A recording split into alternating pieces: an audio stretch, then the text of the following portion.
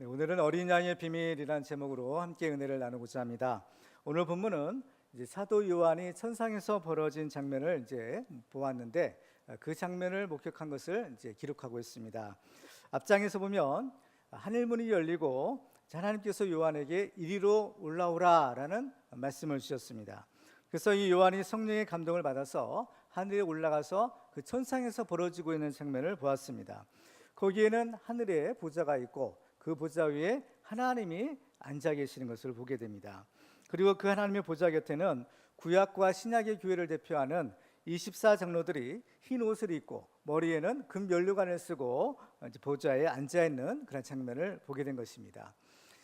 이 요한을 통해서 우리들은 우리가 살고 있는 이 세상이 전부가 아니구나라는 것을 알게 됩니다. 비록 지금 우리의 육신의 눈으로는 볼 수 없지만 바로 이 하늘에 있고 하나님이 계시는 하나님의 나라가 있다라는 사실을 우리가 여기서 발견하게 되는 것입니다. 바로 그 하늘에서 온 세상을 다스리시는 바로 하나님의 보좌가 있고 또 24장로들의 보좌가 있구나라는 것을 알게 됩니다. 오늘 본문을 통해서 우리들은 바로 하나님께서 어떻게 우리를 구원하시는가, 또 인류 구원의 비밀을 우리가 여기서 발견할 수가 있습니다. 오늘 말씀을 통해서 우리들도 이 구원의 비밀을 깨닫고 영원한 하늘의 예배자가 다 되시기를 주님의 이름으로 축원합니다. 첫 번째로 우리는 우리 인간을 구원하시는 하나님의 계획이 있다라는 것을 알 수가 있어요. 요한이 보니까 이 하늘의 보좌에 하나님이 계시는데 하나님의 오른손에 두루마리 책이 있었다라고 성경이 기록합니다. 자, 1절을 같이 읽도록 할까요? 시작. 내가 보매 보좌에 앉으신 이의 오른손에 두루마리가 있으니 안팎으로 썼고 7은으로 봉하였더라. 자, 하나님의 오른손에 두루마리 책이 들려져 있었는데요. 과연 이 책이 무엇일까? 오늘 1절 본문을 통해서 우리는 세 가지 특징을 우리가 발견할 수가 있는데요. 첫 번째로는 이 책은 하나님의 그 오른손에 있는 책이다. 보좌에 있는 책이다. 보좌에 앉으신 이의 오른손에 들려있는 책이다라는 것을 알게 돼요. 이 책이 하나님의 오른손에 쥐어져 있다는 것은 무슨 의미인가 하면 이 오른손이라는 것은 주권을 의미하는 것이에요. 그래서 이 책이 하나님의 주권 아래에 있다라는 것을 의미하는 것입니다. 사실은 이 책에 기록된 내용이 우리 인간을 구원하시는 하나님의 구원의 계획에 관한 내용인데 우리 인간을 구원하시는 이 사실, 우리 인간을 구원하는 일은 전적인 하나님의 주권 아래에 있다라는 것을 의미하는 겁니다.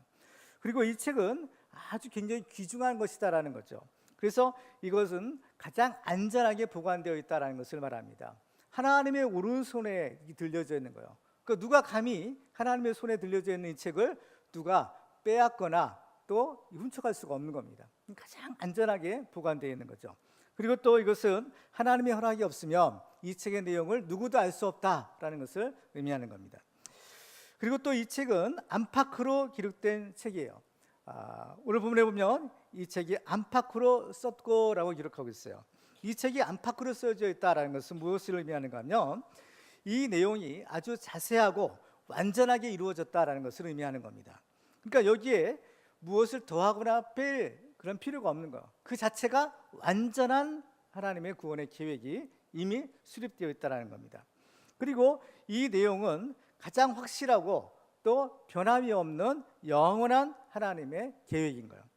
그래서 이 하나님의 우리 인간의 구원의 계획은 완전한 것이기 때문에 이것이 도중에 변경이 되거나 또 중단될 수가 없는 겁니다. 그래서 이 하나님의 구원의 계획은 처음부터 끝까지 바로 영원토록 바로 이 뜻대로 이루어지고 있다라는 사실을 알게 되는 거예요. 그리고 또 이 책은 안팎으로 기록되어 있다고 했죠. 바깥으로 기록이 되어 있어요. 그 글씨가 바깥으로 기록되어 있다는 것은 바깥에서 그 글씨의 내용을 볼 수 있다는 겁니다. 이것은 하나님의 구원의 계획은 본래 비밀이었지만 바로 이것이 이제 우리들에게 알려졌다라는 거예요. 우리 인간이 볼 수 있고 알 수 있다라는 사실인 겁니다. 바로 이것이 이 계시예요. 하나님께서 우리에게 하나님의 구원의 계획을 알게 하시는 것이 있어요. 그것이 바로 이제 계시인데 하나님께서 이 계시를 통해서 우리에게 하나님의 구원의 계획을 알려주시는 겁니다. 그래서 우리가 하나님의 구원의 계획을 알 수 있는 거죠. 근데 또한 이 책의 내용은 밖으로만 써 있는 것이 아니라 또 안으로도 기록되어 있는 거예요. 안으로 써진 글씨는 우리가 읽을 수가 없죠. 볼 수 없기 때문에. 그 때문에 이 하나님의 구원의 계획은요, 우리가 알 수 없는 부분이 있다라는 겁니다. 그렇죠? 이 안에 쓰여진 내용이 있는 거죠. 이것은 우리가 이 하나님, 그래서 이것은 아직 우리의 비밀로 여겨지는 부분들이 있는 거예요.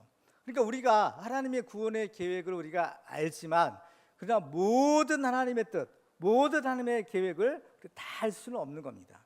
그렇죠? 우리가 신앙생활하는 것도 마찬가지예요. 우리가 하나님의 말씀을 연구하고 또 하나님의 말씀을 우리가 알지만 그러나 이 모든 하나님의 뜻을 다 알 수는 없다라는 겁니다. 그러니까 이것이 일종의 비밀이요 신비에 속한 부분인 거예요. 그 때문에 우리는 하나님이 알려주시는 이 계시의 범위 안에서만인 우리가 알 수 있고 또 믿을 수 있는 겁니다. 우리가 모든 것을 다 알아야만 하겠다, 내가 모든 것을 다 알아야만 믿을 수 있겠다, 이것은 일종의 영적인 교만인 거예요. 베드로서 3장에 보면요, 이런 말씀이 있어요. 우리가 사랑하는 형제 바울도 그 받은 지혜대로 너희에게 이같이 썼고 또 그 모든 편지에도 이런 일에 관하여 말하였으되 그 중에 알기 어려운 것이 더러 있으니 무식한 자들과 굳세지 못한 자들이 다른 성경과 같이 그것도 억지로 풀다가 스스로 멸망에 이르느니라라는 것. 바로 이 말씀 가운데는 우리가 알지 못하는 어려운 부분이 분명히 있다라는 겁니다. 그것은 하나님께서 우리에게 알려주시지 않는 부분인 거예요. 하나님께서 알려주셨다면 우리가 깨달았겠죠. 하나님께서 이 성령의 영, 지혜의 영을 통해서 알게 하시는 겁니다. 그러나 우리가 알 수 없다라는 것은 그래서 하나님께서 아직 알려주시지 않는 거예요. 근데 그것을 억지로 풀려고 하다가, 억지로 이것을 알려고 하다가, 그렇죠? 잘못된 길로 빠질 수 있는 거예요. 소위 말하는 이단들이 바로 여기에 해당되는 겁니다. 그렇죠? 그런 부분들을 인간적인 방법으로 또 인간적인 생각으로 세상적인 방법으로 그것을 풀려고 하는 거예요. 하나님이 알려주시지 않는 것은 알 수 없는 겁니다. 하나님이 알려주시지 않는 것을 억지로 알려고 하다가 잘못된 길로 갈 수 있다는 것을 경고하시는 거죠. 그리고 또 이 책의 세 번째 특징은 7인으로 봉인된 책이더라라는 것입니다. 그러면 7인으로 봉인된 책이라는 것은 무슨 의미가 있느냐? 여기서 인이 나오는데 인이라는 것은 이제 도장이에요. 도장은 되게 소유권을 표시하는 그러한 것이죠. 그래서 근데 이 두루마리 책에 무려 7개의 봉인이 쳐있는 겁니다. 그것은 이 소유가 철저하게 누구 것이라는 거예요? 하나님의 것이라는 겁니다. 하나님의 도장을 7번이나 찍었다는 거죠. 이것은 전적인 하나님의 것이다. 우리 인간을 구원하시는 하나님의 계획은 하나님의 소유다, 하나님의 것이다라는 거죠. 그리고 또 7이라는 것은 완전수를 의미합니다. 그래서 이 7개의 봉인이 쳐졌다, 이것은 비밀 중에 비밀이다라는 것. 그러니까 하나님 외에는 바로 아무도 알 수 없다라는 거죠. 하나님 외에 아무도 알 수 없다. 하나님만이 알 수 있는 비밀에 속한 내용인 거예요.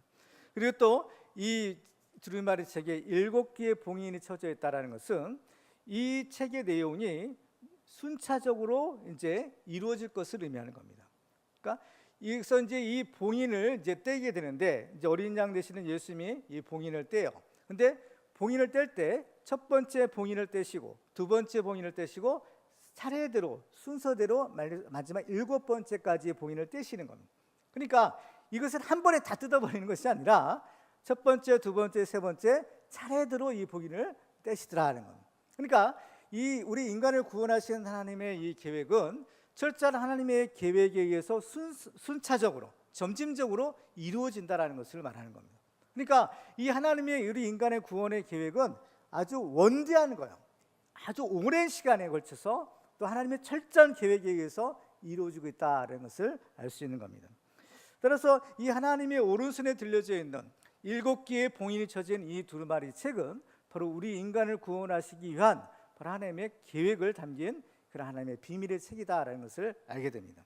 그러니까 하나님께서 우리 인간을 구원하시기 위한 그런 원대한 그 계획을 하나님이 세우셨다는 것을 알 수 있는 거예요. 우리가 이 세상 살아갈 때에 정말 때는 어렵고 힘들 때가 있습니다. 정말 앞이 보이지 않는, 소망이 없이 그렇게 절망 가운데 있을 수가 있어요. 그렇지만 우리는 이걸 알아야 되는 거예요. 우리가 눈에는 보이지 않지만 바로 하나님이 계시고 또 그 하나님의 통치가 이루어지고 있다는 거예요. 우리 인간을 구원하시는 하나님의 이 계획이 지금도 이루어지고 있다, 이 사실을 우리가 알고 믿어야 되는 겁니다. 두 번째로 오늘 말씀을 통해서 우리들은 하나님의 마음을 가지고 애통하는 자가 되어야 된다라는 사실을 알게 됩니다. 이 하나님의 오른손에 들려져 있는 이 두루마리 책에 이 봉인이 떼어지고 그 안에 내용이 펼쳐질 때 이제 우리 인간의 구원을 받을 수 있는 거예요. 만약 그렇지 않다면 우리 모든 사람들은 다 죄 가운데서 멸망을 받을 수밖에 없는 것입니다. 왜냐하면 우리 인간의 가장 근본적인 문제가 죄의 문제인데 우리 인간은 이 죄의 문제를 스스로 해결할 수가 없기 때문인 거예요. 그냥 그대로 두면 다 지옥에 갈 수밖에 없는 것이 우리 죄인의 운명인 겁니다. 그래서 이 본인이 이제 떼어지고 이 책의 내용이 펼쳐져야 되는 거예요. 그래서 오늘 본문에 보면 아주 힘 있는 천사가 이제 이렇게 외칩니다. 그러면 2절을 같이 읽어볼까요? 시작. 또 봄에 힘 있는 천사가 큰 음성으로 외치기를 누가 그 두루마리를 펴며 그 인을 떼기에 합당하냐 하나. 그렇죠? 힘 있는 천사가 외쳤다는 건 누가 이 두루마리를 펴고 그 인을 떼기에 합당하냐. 이게 펼쳐져야 된다는 겁니다. 근데 과연 누가 하나님으로부터 그 두루마리 책을 받아서 그 두루마리 책을 펼 것이냐는 거예요. 근데 왜 천사가 이렇게 큰 소리를 외쳤느냐면 이 두루마리를 펴고 그 인을 떼려면 아무나 할 수 있는 것이 아니라는 겁니다. 조건이 있어야 된다는 겁니다. 어떤 조건이 있어야 되냐? 첫 번째로는 죄가 없어야 되는 거예요. 하나님 이 책이 지금 하나님의 보좌에, 그죠? 하나님의 오른손에 들렸다는 거예요. 그러려면 이 하나님 앞에 가서 이 두루마리 책을 받아내야 되는 겁니다. 이 두루마리 책을 받아내야 돼요. 그런데 누가 과연 하나님 앞에 갈 거냐는 거예요. 누가 할 거냐? 그 거룩하신 하나님 앞에 누가 그 보좌 앞에 갈 거냐는 거예요. 자, 앞장에 보면요, 이제 요한이 그 천상의 장면을 이렇게 기록하고 있는데 그 장면을 이렇게 기록합니다. 요한계시록 4장 6절을 같이 읽을까요? 시작. 보좌 앞에 수정과 같은 유리바다가 있고 보좌 가운데와 보좌 주위에 네 생물이 있는데 앞뒤에 눈들이 가득하더라. 했습니다. 자, 하나님의 보좌가 있는데 그 보좌 앞에 뭐가 있어요? 유리바다가 있는 거예요. 수정과 같은 유리바다가 있다라는 겁니다. 그렇죠? 그 보좌 앞에 수정과 같은 유리바다예요. 이것은 어떤 점이나 흠이 없는 아주 깨끗한 유리바다를 말하는 겁니다.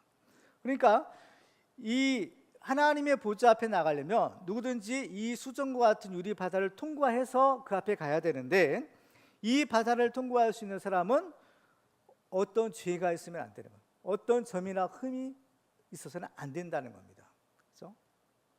그래서 베드로서 3장에 보면 그러므로 사랑하는 자들아 너희가 이것을 바라보나니 주 앞에서 점도 없고 흠도 없이 평강 가운데서 나타나기를 힘쓰라라는 거예요.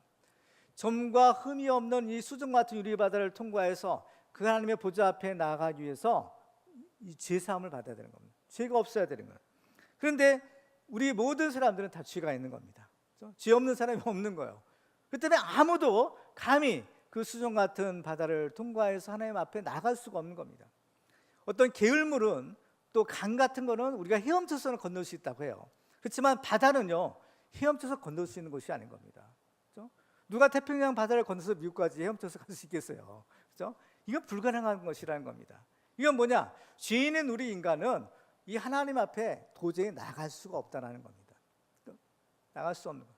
그렇죠? 더군다나 이 보좌 가운데와 보좌 주위에는 바로 네 생물이 있는데 앞뒤에 눈들이 가득하더라. 이 하나님의 가장 가까이 섬기는 이 그룹 천사들을 말하는 것인데요. 이 네 그룹 천사들은 앞뒤에 눈들이 가득했다는 겁니다. 이 눈들이 가득하다라는 것은 그는 숨길 수가 없다라는 거예요. 그렇죠? 하나님 앞에서 어떤 죄도 숨길 수 없다라는 것입니다. 그래서 시편 기자는 시편 139편에서 이렇게 고백합니다. 내가 주의 영을 떠나 어디로 가며 주의 앞에서 어디로 피하리이까? 내가 하늘에 올라갈지라도 거기 계시며 스월에 내 자리를 펼지라도 거기 계시니이다.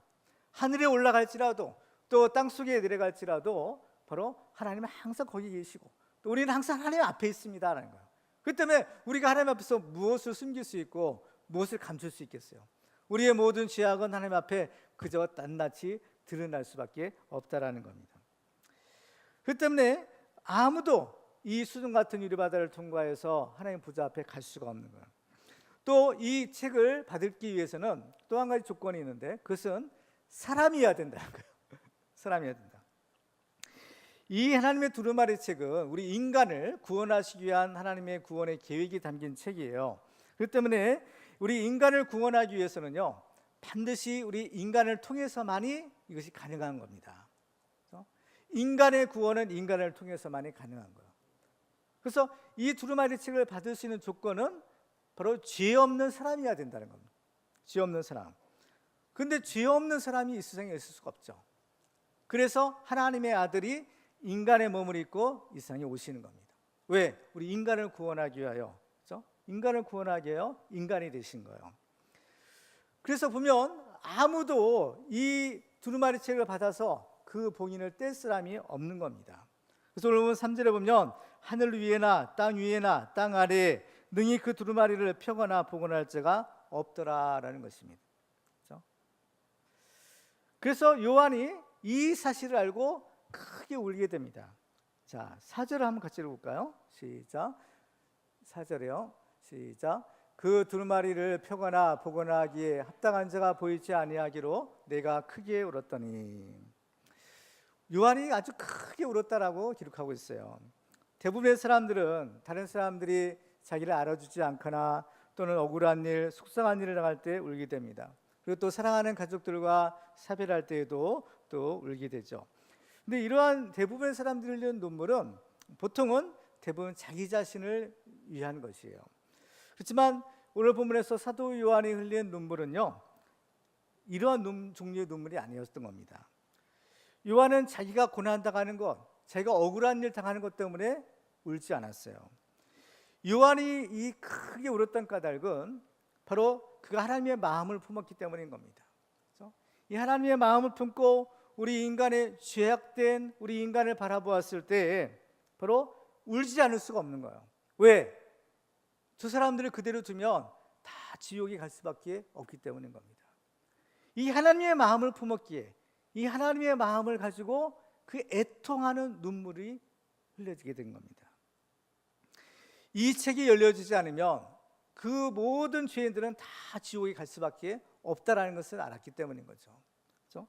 이 사실을 알았기에 바로 이 요한이 바로 하나님 앞에 큰 이 울음을 터뜨릴 수밖에 없었다는 겁니다. 그렇죠? 정말 우리들도 이 하나님의 마음을 품어야 되는 겁니다. 우리가 전도하는 것도 또 우리가 하나님의 일을 하는 것도 이 하나님의 마음을 품어야 되는 겁니다. 이 하나님의 마음을 품을 때 정말 믿지 않은 사람들이 불쌍해 보일 수밖에 없는 거죠. 우리가 생각할 때는 저 사람은 이렇게 잘못했으니까 저 사람 지옥에 가 마땅하다. 저 사람은 이런 벌을 받는 것이 마땅하다라고 생각할지 모르지만 그러나 하나님의 마음을 품고 그 아버지의 마음을 품고 그 자녀를 보는 거예요. 그렇죠? 지옥에 갈 수밖에 없는, 멸망받을 수밖에 없는 그 자녀를 바라보는 하나님의 마음을 우리가 품는다면 우리가 하나님의 마음으로 애통의 눈물을 흘려지는 겁니다. 그런데 이렇게 애통의 눈물을 흘리는 자에게 하나님의 위로하심이 있어요. 오늘 본문에 보면 이 눈물을 흘리는 요한에게 주님께서 위로해 주시는 겁니다. 자, 5절을 같이 읽어볼까요? 5절 있습니다. 시작. 장로 중에 한 사람이 내게 말하되 울지 말라. 유대 지파의 사자 다윗의 뿌리가 이겼으니 그 두루마리와 그 7인을 떼시리라 하더라. 여기서 이 장로 중에 한 사람이 이 요한에게 말합니다. 울지 말라라는 겁니다. 울지 말라. 지금 요한이 울었던 까닭은 아무도 하나님의 그 오른손에 있는 그 두루마리 책을 받아서 펴거나 펼칠 자가 없기 때문에 울었어요. 절망 가운데 울었어요. 그렇지만은 이 장로는 말합니다. 울지 말라는 겁니다. 그 두루마리 책을 펼칠 사람이 있다라는 거예요. 요한은 아무도 없고, 그렇죠? 우리 인간은 지옥에 갈 수밖에 없다라는 이 절망적인 소식에 울었던 겁니다. 그렇지만 이 장로를 통해서 하나님께서 위로해 주시는 거예요. 울지 말라는 겁니다. 울지 말라. 있다라는 거예요. 사람은 할 수 없지만 하나님은 하실 수 있다. 사람은 할 수 없지만 예수님이 해주신다. 바로 이 사실을 통해서 이 장로 요한을 위로해 주시는 거예요. 여기서의 장로는요, 하늘에 있는 이 성도의 대표자인 겁니다. 그렇죠? 하늘에 예수 믿고 구원받은 이미 구원받은 그 하나님 나라 백성의 대표자가 하늘에 있는 장로예요. 근데 예수님께서는 바로 이 땅에 있는 장로인 요한에게 하늘의 장로, 그죠? 이 선배 장로죠. 이 장로를 통해서 위로해 주시는 겁니다. 그죠? 사람은 할 수 없을지 모르지만 하나님은 하실 수 있다. 예수님이 해주신다. 이 사실을 통해서 울지 말라라고 위로해 주시는 거예요. 하나님은 주님을 위해서 박해를 받는 사람들을 위해서 위로해 주시는 분인 거예요. 요한계시록 7장 17절에 보니까요, 이렇게 말씀합니다. 같이 읽어볼까요? 시작.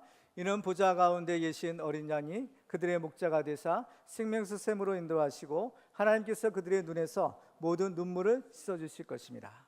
우리가 이 하나님의 마음을 품고 정말 아버지 이 죄에 대해서, 이 상에 대해서 정말 애통의 눈물을 흘릴 때 하나님께서는 그 모든 눈물을 씻어주실 것이다 라고 말씀하는 겁니다. 그렇죠? 그 때문에 우리가 이 하나님의 위로하심을 받기 위해서는 먼저 이 하나님의 마음을 품고 흘리는 눈물이 있어야 되는 겁니다. 그렇죠? 주님께서 우리의 눈물을 씻어주실 것이라고 했어요. 그렇죠? 그러면 우리가 주님을 위해서 흘려지는 눈물이 있어야 될 것 아니겠어요? 주님께서 눈물을 닦아주시려고 보니까 눈물이 없어요. 그러면 어떻게 눈물을 닦을 수 있겠어요? 그래서 우리가 주님을 위해서, 또 이 생의 죄에 대해서, 또 우리가 구원할 사람들을 위해서 흘려지는 눈물이 먼저 있어야 된다는 거예요. 그래서 마태복음 5장에 보면 팔복 가운데 애통하는 자는 복이 있나니 그들이 위로를 받을 것이요 라고 말씀하는 겁니다. 그래서 애통하는 자가 복이 있다는 겁니다. 바로 요한처럼 하나님의 마음을 품고 그 죄에 대해서, 또 우리가 구원해야 될 사람들을 위해서 이 애통의 눈물을 흘릴 때 바로 그 사람이 복이 있고 그들이 위로를 받을 것이다 라고 말씀하는 것입니다. 정말 우리는 이 마음, 주님의 마음 품고 이 애통의 눈물이 흘려져야 되는 겁니다. 우리가 다른 사람 죽든지 말든지 지옥에 가든지 말든지 이러한 냉랭한 마음을 갖고 살아간다면요, 여기는 아무 역사가 일어날 수 없는 겁니다. 그런 사람은 다른 사람도 살릴 수도 없고 자기 자신도 살 수가 없는 거예요. 그런 사람의 마음은 마치 아무것도 잘할 수 없는 그러한 광야와 사막과 같은 그러한 메마른 황량한 그러한 마음밭이 되기 때문인 겁니다. 그러나 정말 그 주님의 마음을 품고 우리가 눈물이 흘려지면 그 흘려지는 눈물로 인해서 우리의 마음밭이 옥토가 되는 겁니다. 비가 내리지 않으면 그 땅이 황무지가 되는 거예요. 옥토가 되려면 적당한 비가 내려야 되는 겁니다. 이 성령의 단비가 내려져야 되고 바로 이 애통의 눈물이 흘려질 때 그 마음밭이 바로 옥토가 될 수 있는 거예요. 그러한 마음밭에 하나님의 말씀이 심겨지고 그 마음밭에 바로 30배, 60배, 100배의 결실이 맺혀지게 되는 것입니다. 또 오늘 말씀을 통해서 우리들은 오직 예수 그리스도만이 바로 우리의 구원이시다라는 사실을 알게 돼요. 장로 중 한 사람이 요한에게 울지 말라라고 말씀합니다. 이 요한에게 울지 말라고 한 까닭은 바로 예수님께서 우리를 위해서 하나님의 그 두루마리 책을 받아 그 두루마리 책을 펼쳐주실 것이기 때문인 것이에요. 하나님의 이 구원의 비밀이라는 것은요, 결국 예수 그리스도를 통해서 우리를 구원하시는 계획인 겁니다. 그렇죠? 그런데 이 장로를 통해서 바로 이 예수님의 모습이 세 가지로 나타나는 것을 볼 수가 있어요. 첫 번째로는 유대 지파의 사자의 모습으로 예수님을 말합니다. 자, 오늘 5절 다시 한번 읽어볼까요? 시작. 장로 중에 한 사람이 내게 말하되 울지 말라, 유대 지파의 사자 다윗의 뿌리가 이겼으니 그 두루마리와 그 일곱인을 떼시리라 하더라. 이 장로는 예수님을 가리켜서 유대 지파의 사자라고 했어요. 사자라는 것은 말 그대로 사자예요. 라이온이에요. 그죠? 그 라이온이에요. 근데 이 말씀은 창세기 49장에 기록된 그 야곱이 유다 지파에 대한 그런 축복의 예언과 일치하는 거예요. 창세기 49장 8절과 9절 같이 읽어볼까요? 시작. 유다야, 너는 내 영제의 찬송이 될지라. 내 손이 내 원수의 목을 잡을 것이요 내 아버지의 아들들이 내 앞에 절하리로다. 유다는 사자 새끼로다. 내 아들아, 너는 움킨 것을 찢고 올라갔도다. 그가 엎드리고 웅크림이 수사자 같고 암사자 같으니 누가 그를 범할 수 있으랴는 것이죠. 사자라는 동물은 강한 힘을 가진 동물이에요. 그래서 이 사자는 이 승리의 상징인 겁니다. 그래서 이 사자 같고, 그죠? 유대지파의 사자다라는 것은 바로 예수 그리스도의 승리를 상징하는 겁니다. 그래서 예수께서 유대지파의 사자다라는 표현은 예수님께서 사자처럼 용맹한 승리자가 되실 것이다 라는 것을 말하는 겁니다. 그래서 로마서 10장에 보면 평강의 하나님께서 속히 사탄을 너희 발 아래에서 상하게 하시리라 라고 말씀하는 겁니다. 아무도 이 사자를 당해낼 수 없는 것처럼 바로 예수 그리스도께서 우리를 위해 싸워주시는데 바로 모든 싸움의 승리자가 되신다라는 거죠. 두 번째 예수님의 모습은 다윗의 뿌리예요. 예수님은 육신의 혈통으로 다윗의 가문에서 태어나시죠. 그래서 로마서 1장에 보면 이렇게 말씀합니다. 그의 아들에 관하여 말하면 육신으로는 다윗의 혈통에서 나셨고 성결의 영으로는 죽은 자들 가운데서 부활하사 능력으로 하나님의 아들로 선포되셨으니 곧 우리 주 예수 그리스도시니라 라고 말씀합니다. 그렇죠? 바로 이 예수님이 육신의 혈통으로는 다윗의 후손으로 오셨다라는 것이에요. 다윗의 후손으로 오셨다. 근데 다윗의 후손으로 오셨다라는 것은 무엇을 의미하는가 하면 다윗은 임금이죠. 임금인 겁니다. 그래서 임금이셨다는 거예요. 예수님은 만왕의 왕이시다라는 것을 의미하는 겁니다. 그래서 예수님의 족보를 기록하고는 마태복음 1장에 보면 아브라함과 다윗의 자손 예수 그리스도의 계보라라고 말합니다. 그 예수 그리스도를 설명할 때 아브라함과 다윗의 자손으로 표현하는 거예요. 그 요한계시록 22장 16절을 보면요, 예수님께서 이렇게 선포하죠. 우리 같이 읽을까요? 시작. 나 예수는 교회들을 위하여 내 사자를 보내어 이것들을 너희에게 증언하게 하였노라. 나이는 다윗의 뿌리요 자손이니 곧 광명한 새벽별이라 하시더라. 그렇습니다. 그래서 이 예수님은 다윗의 왕통을 계승한 만왕의 왕이 되시는 겁니다. 그래서 요한계시록 19장 15절 이하에 보면요, 이렇게 얘기하죠. 그 입에서 예리한 검이 나오니 그것으로 만국을 치겠고 친히 그것을 철장으로 다스리며 또 친히 하나님 곧 전능하신 이의 맹렬한 진노의 포도주 틀을 밟겠고 그 옷과 그 다리에 이름을 쓴 것이 있으니 만왕의 왕이요 만주의 주라 하였더라. 그렇죠? 사자같이 용맹하여 모든 원수들을 철장으로 다스리는 것처럼, 그렇죠? 이기고 승리하여 또 결국 그 이름이 만왕의 왕이요 만주의 주님이 되시는 겁니다. 그렇게 이제 사자의 용맹한 모습과 다윗의 뿌리의 이러한 왕의 모습으로 예수님을 설명하죠. 근데 세 번째 모습은 죽임을 당한 어린 양의 모습으로 나타나는 거죠. 오늘 6절을 같이 읽도록 하겠습니다. 시작. 내가 또 보니 보좌와 내 생물과 장로들 사이에 한 어린 양이 서 있는데 일찍이 죽임을 당한 것 같더라. 그에게 7뿔과 7눈이 있으니 이 눈들은 온 땅에 보내심을 받은 하나님의 7 영이더라. 아멘. 자, 이 앞에 두 가지 모습과는 대조적으로 세 번째 예수님의 모습은 죽임을 당한 어린 양의 모습으로 나타나시는 거예요. 그러면 예수님께서 죽임당한 어린 양이 되셨다는 것은 무엇을 의미할까? 첫 번째로는 예수님은 중보자이시라는 거예요. 중보자이신 어린 양이라는 겁니다. 지금 오늘 본문의 6절에 보면 예수님이, 그 어린 양 되신 예수님이 어디에 계시는가 하면 보좌와 내 생물과 장로들 사이에 한 어린 양이 서 있다고 했어요. 보좌라는 것은, 그렇죠? 하나님이 계신 곳이죠. 그리고 내 생물과 장로들, 이것은 피조물들의 대표자예요. 내 생물은 이 그룹 천사죠. 천사의 대표자요. 하나님의 가장 가까이 섬기는 천사들, 그룹들, 그죠? 그리고 장로들이에요. 장로들은 구원받은 우리 성도들의 대표자인 겁니다.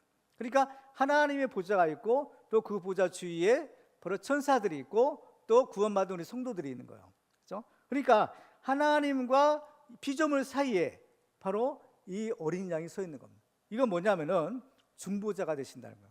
하나님과 피조물 사이에 중보자가 예수 그리스도라는 거예요. 그렇죠? 그래서 예수님은 부활 승천하신 후에 하나님의 보좌 우편에서 우리를 위하여 지금도 중보하고 계시다라고 성경은 증거하고 있는 거예요. 두 번째, 이 죽임을 당한 어린 양의 의미는 하나님 앞에 대속의 제물 되시는 어린 양을 의미하는 겁니다. 이 어린 양 예수님은 우리의 모든 죄악을 담당한 그러한 대속 제물이 되신 거예요. 이사야서 53장 6절에 보면요, 이렇게 말씀하죠. 우리 같이 읽을까요? 시작. 우리는 다 양 같아서 그릇 행하여 각기의 길로 갔거늘 여호와께서는 우리 모두의 죄악을 그에게 담당시키셨도다.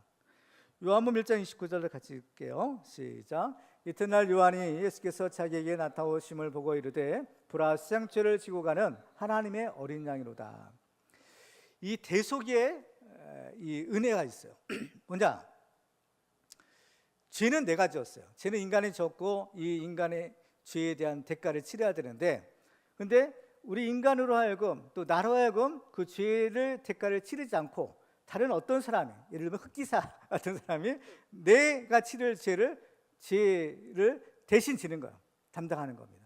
그러니까 예를 들면 빚을 대신 갚아주는 거죠. 어떤 사람이 빚을 졌는데 그 빚을 갚을 능력이 없어요. 그러니까 다른 사람이 그 빚을 갚아주는 겁니다. 일종의. 그래서 그 빚으로부터 면제가 되는 거예요. 그래서 이것이 대속의 은혜예요. 그러니까 하나님께서는 우리의 죄악을 누구에게 담당시켜요? 하나님의 어린 양이신 예수님에게 담당시킨 거예요. 예수님이 대신 지시는 겁니다. 그렇죠? 이게 대속의 은혜예요. 그 다음에 세 번째로는 예수님은 우리를 위하여 죽임을 당하셨다라는 사실인 겁니다. 보니까 일찍이 죽임을 당한 것 같더라라고 기록하는 겁니다. 이건 뭐냐? 피 흘리셨다는 거예요.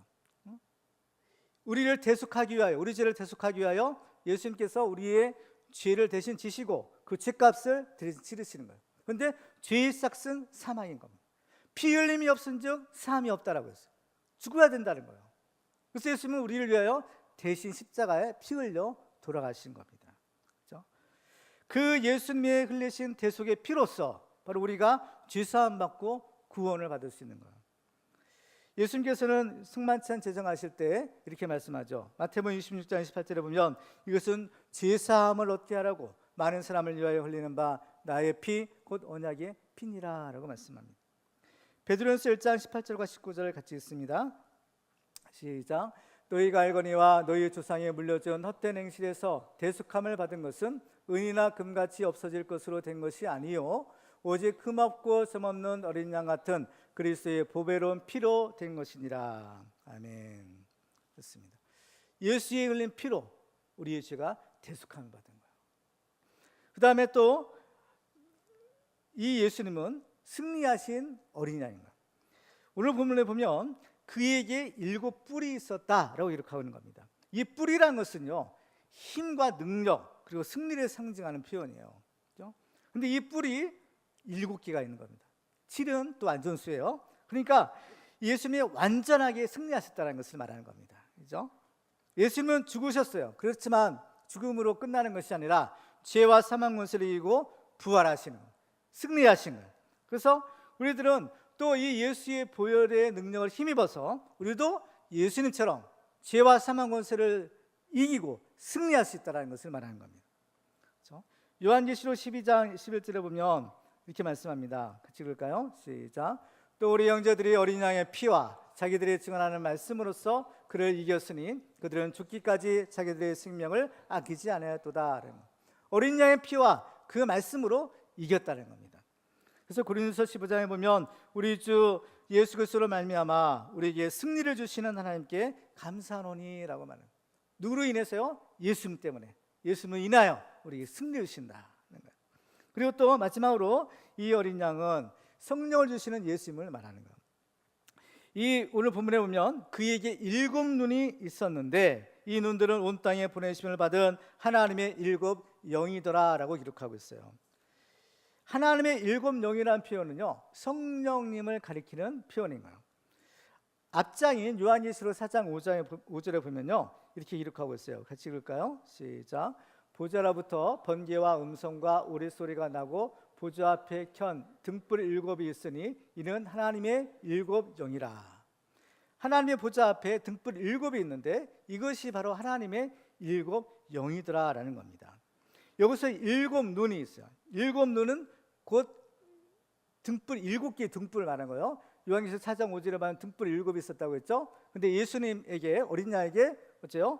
어린 양에게 7 눈이 있었다고 했죠. 근데 이 7 눈이 뭐냐면 이 7개의 등불을 말하는 거예요. 이것은 곧 하나님의 7 영이고 이것이 바로 성령님이고 이 성령님은 곧 예수의 영인 거예요. 그렇죠? 예수님은 성령으로 잉태되셨죠. 성령으로 잉태되어서 태어나신 겁니다. 그리고 예수님은 또 이 성령으로 세례를 주시는 분이다라고 했어요. 그리고 또 예수님은 우리에게 바로 그 성령님을 보내주시는 분인 겁니다. 요한복음 16장 7절 같이 읽어볼까요? 시작. 그러나 내가 너희에게 실상을 말하노니 내가 떠나가는 것이 너희에게 유익이라. 내가 떠나가지 아니하면 보혜사가 너희에게로 오시지 아니할 것이요 가면 내가 그를 너희에게로 보내리니 라고 했어요. 예수님은 그 성령을 우리에게 보내주시는 분인 거예요. 아버지께 받은 그 성령을 우리에게 보내주시는 분이 예수님인 겁니다. 그래서 이 성령님은 예수의 영이다라고 말하고 있는 거예요. 사도행전 16장 6절과 7절을 보면 이렇게 말합니다. 성령이 아시아에서 말씀을 전하지 못하게 하시거늘 그들이 부르기아와 갈라디아 땅으로 다녀가 무시아 페르로 비두니아로 가고자 했으되 예수의 영이 허락하지 아니하시는지라. 바로 이 성령을 가리켜서 어때요? 예수의 영이다라는 거예요. 그래서 우리가 예수를 믿고 우리가 신앙생활을 하는 것은 바로 이 성령, 예수의 영이 아니면 불가능한 겁니다. 우리는 이 성령을 통해서만이 예수님을 깨달아 알 수 있고 또 우리는 예수를 믿을 수 있고 또 우리가 이 신앙생활을 할 수 있는 거예요. 그렇죠? 그래서 이 성령님은 우리로 하여금 그 예수님을 증언하시는 분이다. 요한복음 16장 13절에 보면 그러나 진리의 성령이 오시면 그가 너희를 모든 진리 가운데로 인도하시리니 그가 스스로 말하지 않고 오직 들은 것을 말하며 장래의 일을 너희에게 알리시리라. 그가 내 영광을 나타내리니 내 것을 가지고 너희에게 알리시겠습니다 라고 말씀하는 겁니다. 바로 이 하나님 앞에 이 어린 양 되신 예수님, 그게 힘없고 무력한 죽임을 당한 어린 양인 예수님이시지만 그 이 안에 놀라운 하나님의 구원의 비밀이 담겨 있구나라는 것을 알 수 있는 겁니다. 그래서 오늘 말씀을 통해서 우리들은 하나님의 지혜와 능력이 바로 우리를 구원하셨다라는 사실을 알게 돼요. 오늘 본문에 보면은 바로 예수의 모습이 세 가지 모습으로 나타났다고 했어요. 그렇죠? 처음에는 이 사자의 모습으로 또 만왕의 왕이신 다윗의 뿌리의 모습으로 나타나셔요. 그렇지만은 세 번째는 죽임을 당한 힘없는 어린 양의 모습으로 나타나시는 겁니다. 그러면 예수님의 실상은 바로 사자처럼 강하고 또 만왕의 왕이시지만 그러나 우리 가운데 오신 예수님은 죽임을 당한 힘없는 어린 양의 모습으로 오신 거예요. 왜 예수님은 그렇게 존귀하고 강하신 분이시지만 이렇게 사람들에게 조롱과 멸시를 당하고 심지어는 힘없이 십자가에 못 박혀 죽음을 당하는 그러한 어린 양의 모습으로 오셨을까? 여기에 바로 하나님의 이 구원의 계획이 담긴 비밀이 여기에 있는 겁니다. 이 하나님의 오른손에 들려진 7일이 쳐진 두루마리, 이것이 우리 인간을 구원하게 하는 하나님의 비밀 중에 비밀의 계획이었어요. 바로 여기에 예수 그리스도의 이 어린 양, 죽임을 당한 어린 양의 하나님의 이 구원의 비밀이 담겨 있다라는 것입니다. 그렇죠? 성경에 보면 예수님은 마귀를 멸하시기 위하여 이 땅에 오셨다라고 했어요. 요한일서 3장 8절에 보면 하나님의 아들이 나타나신 것은 마귀를 멸하려 하심이라는 것. 근데 이 마귀를 멸하려 하신 이유가 있어요. 뭐냐? 우리 인간을 죄에서 구원하시기 위함이다라는 겁니다. 그러니까 우리 인간을 구원하기 위해서는 이 마귀를 멸하셔야만 했다는 것. 이것은 우리 인간 구원과 마귀를 멸하시는 것은 불가분의 관계인 거예요. 그렇죠? 왜냐하면 우리 인간은 죄 때문에 이 마귀의 종이 되었기 때문인 겁니다. 사실 이 마귀의 존재는 하나님 앞에서는 아무것도 아닌 겁니다. 마귀도 하나의 피조물, 타락한 천사에 불과한 거예요. 그렇지만은 이제 문제는 우리 인간을 구원하기 위해서는 이게 쉬운 일이 아니더라는 겁니다. 왜? 우리 인간이 죄를 지어서 바로 그 죄 때문에 마귀의 종노릇을 하고 있기 때문인 겁니다. 그래서 우리 인간을 구원하기 위해서는 먼저 이 마귀를 멸해야 되는데, 근데 아무렇게나 마귀를 멸할 수가 없는 거예요. 마귀가 정죄돼야 되는 겁니다. 마귀의 불법이 드러나고 마귀가 심판을 받아야 돼요. 정죄돼야 되는 거예요. 그런데 또 한편으로는 우리 인간이 죄를 지었어요. 그 마귀의 종노릇을 하고 있는 겁니다. 그런데 하나님께서는 이 문제를 어떻게 해결하시느냐? 바로 하나님의 독생자 예수를 인간으로 이 땅에 보내시는 거예요. 그래서 하나님의 아들이 바로 인간이 되어서 이 땅에 오시는 거예요. 아까 보면 그 두루마리 책을 받을 수 있는 조건 중에 하나가 사람이어야 된다고 했죠. 왜? 우리 인간을 구원하기 위해서는 사람이어야 되기 때문인 거죠. 그런데 예수님이 인간이 되셨다라는 것은 엄청난 사건인 겁니다. 하나님은 죽으실 수 없는 영원하신 분인 거예요. 그런데 인간이 되셨다는 것은 죽을 수 있는 피조물이 되셨다는 것을 의미하는 겁니다. 죽으실 수 없는 하나님이 죽을 수 있는 피조물이 되신 거예요. 이거는 있을 수 없는 일이라는 겁니다. 그래서 모든 천사들도 이런 일이 일어났을 때 깜짝 놀란 거야. 어떻게 삼위일체 하나님이, 그 창조자 하나님이 피조물이 인간이 될 수 있는가? 이건 상상할 수 없는 일이 일어나는 거예요. 그래서 이것이 비밀인 겁니다. 근데 그 예수님이 오신 거예요. 더군다나 힘없는, 어린 양 같은 힘없는 인간의 모습으로 오신 겁니다. 마귀가 볼 때 이것은 절호의 찬스가 왔다라고 생각하는 겁니다. 마귀는요, 하나님의 상대거리가 되지 않은 겁니다. 어떻게 해볼 수가 없는 거예요. 그렇지만은 그 하나님이 죽을 수 있는, 자기가 죽일 수 있는 인간의 모습으로 왔다는 거예요. 그 때문에 이 마귀가 생각할 때는 그 예수를 죽여야 되겠다는 거예요. 하나님의 아들을 죽이고 이 세상을 자기 것으로 완전히 만들어야 되겠다라고 생각을 한 겁니다. 그래서 사람들을 충동시켜서 그 예수를 십자가에 못 박은 거예요. 그렇죠? 그렇지만 예수님은 죄가 있어요, 없어요? 죄가 없는 분이에요. 죄가 있으면 죽을 수 있어요. 하지만 예수는 죄가 없는 완전하신 분입니다. 그렇지만 이 마귀는 그 예수를 죽인 겁니다. 이건 불법이죠. 불법인 거. 그래서 예수님은 우리의 죄를 담당하시기 위하여 그러나 힘없이 십자가에 달려 돌아가세요.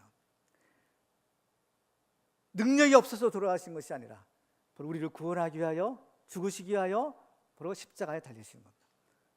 그래서 예수님은 우리의 모든 죄를 이제 자신의 피로, 그렇죠? 다 우리 죄값을 치러주세요. 죽으신 거예요. 그렇지만 하나님은 예수를 다시 살리시는 겁니다. 왜? 예수는 죄가 없기 때문에. 죄가 없기 때문에. 우리는 이 요한을 통해서 하늘에, 그렇죠? 천상에 하늘이 있다고 했어요. 하나님 계시는 곳이 있다는 겁니다.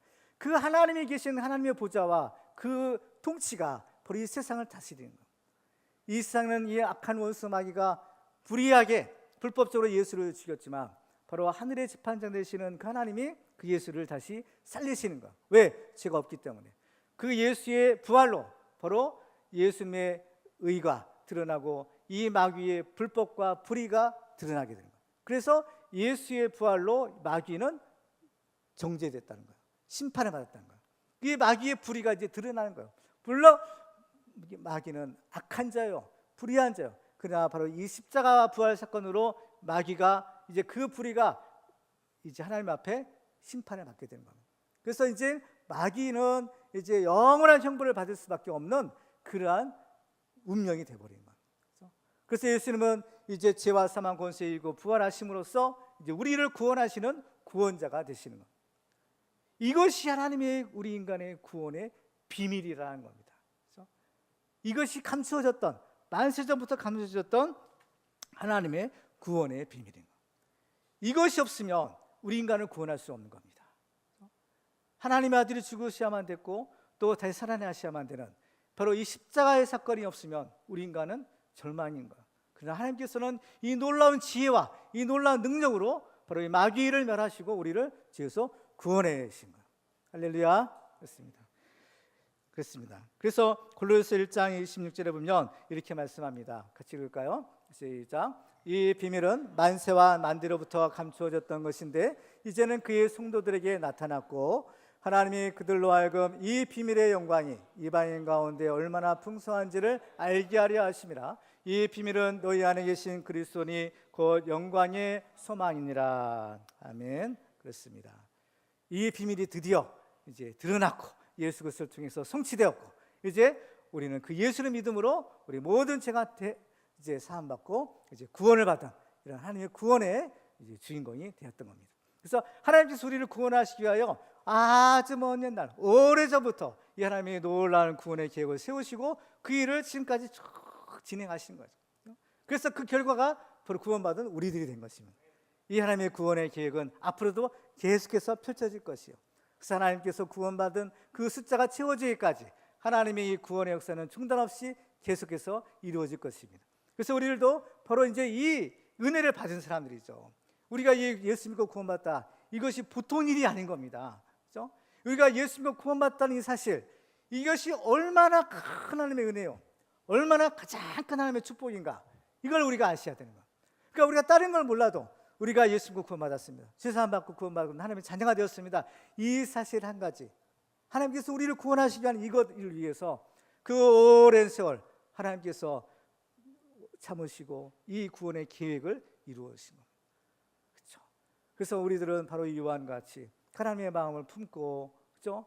하나님의 마음을 품고 애통의 눈물을 흘리는 사람, 바로 그 사람을 통해서 하나님께서 위로해 주시고 그 사람을 통해서 하나님께서 구원받는 숫자를 더해 주시는 그러한 일을 이루어가고 계시는 겁니다. 그래서 우리들이 이 은혜를 받은 자로서 이제 우리들도 주님의 마음을 품고 이 애통의 눈물을 흘리고 정말 구원받아야 될 사람들을 위해서 기도하고 복음을 전해서 저들도 예수 믿고 구원받는 귀한 하나님의 생명의 역사들이 일어나기를 주님의 이름으로 축원합니다.